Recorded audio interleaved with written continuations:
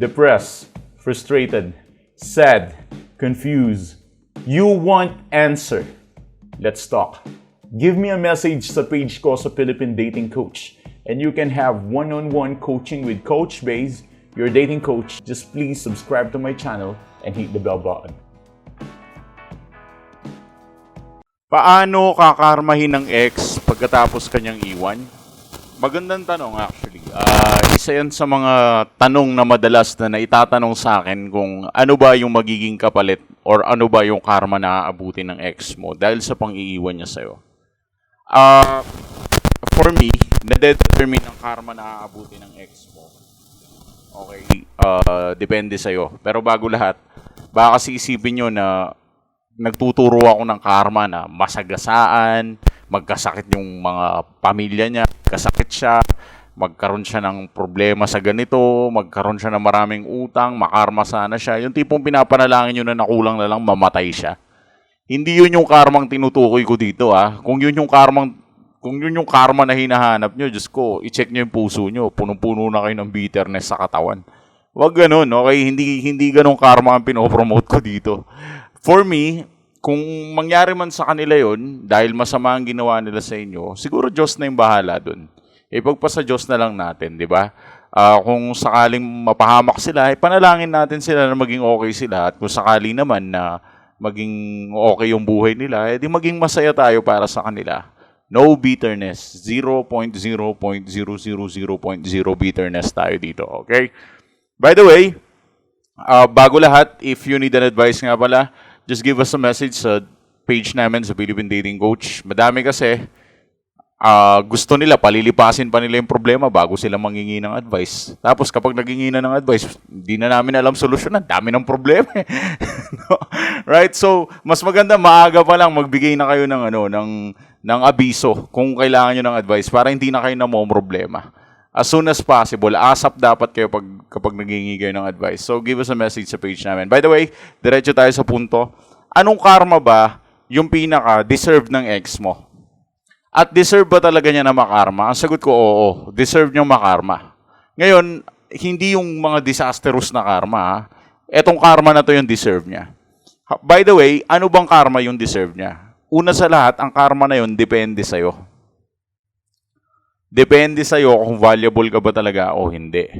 Kadalasan kasi sa inyo, parang after kayong iwanan, after nyong napilayan, after nyong nalumpo sa breakup, after nyong nasaktan, wala na nangyari sa buhay nyo.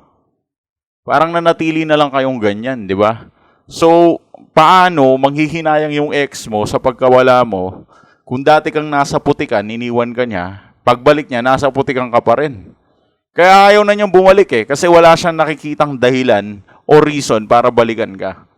So, hindi naman sa lagi kong pinopromote ang self-improvement, pero common sense guys, hindi kayo pwedeng magstay kung nasan kayo. After ng breakup kasi hindi pwedeng yan ka na lang Hindi pwedeng dun ka na lang, hindi pwedeng dyan ka na lang. Kailangan talaga may process to. Kailangan talaga na poproseso mo ang sarili mo at nagbabago ka. Kasi anong mangyayari sa'yo kung mag-stay ka sa ganyan stage, di ba? Walang karmang mararanasan ng ex mo. Baka nga matuwa pa siya na, oy, tama pala yung desisyon ko.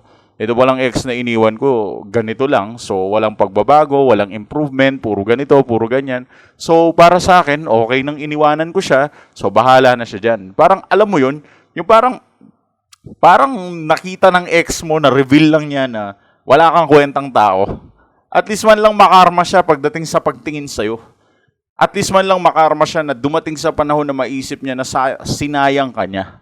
Yun yung gusto kong karma na maranasan niya. Yung salitang sinayang ka niya. Alam ko mahirap maabot yun. Paano darating sa punto na yung ex mo iisipin niya sinayang ka niya? Natural, maging kasayang-sayang ka. Maging valuable ka, di ba? Tama ba? I mean, ang mga murang halaga, example, yung wallet mo. Ang laman lang ng wallet mo, 200. Kapag nawala yung wallet mo na yun na 200 ng laman, hindi ka naman ganong masasaktan Sasabihin mo lang, oh, sayang, nawala yung 200 ko. Pero mo na, 200 lang yun. Aanhin ko yun, di ba?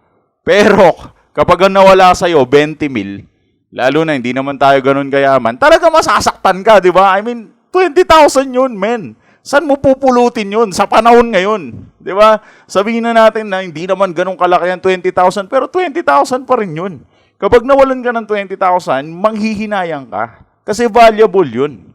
Kapag 200 lang, hindi gaanong masakit yun.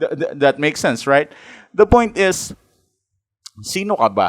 Ano ba ang halaga mo? Magkano ba yung presyo mo kung ikukumpara natin sa pera? 200 piso ka lang ba o 20 mil ka? The more na may value ka, the more na mas masasaktan siya at makakarma siya. Kaya ako sinabing ang karma nakadetermine sa'yo kasi ito'y nakadetermine sa value mo. Sino ka ba nung iniwanan ka niya? Sino ka na ngayon? Ngayong lumipas ang panahon na iniwanan ka niya. Kung gusto mo siyang makarma, make sure na may value ka. Make sure na may dahilan kung bakit nangyayari yun. Ito challenge to Medyo mahirap na challenge to. Kasi hindi lahat makakaya tong challenge na to. Pero I'm telling you, this is a challenge for you guys.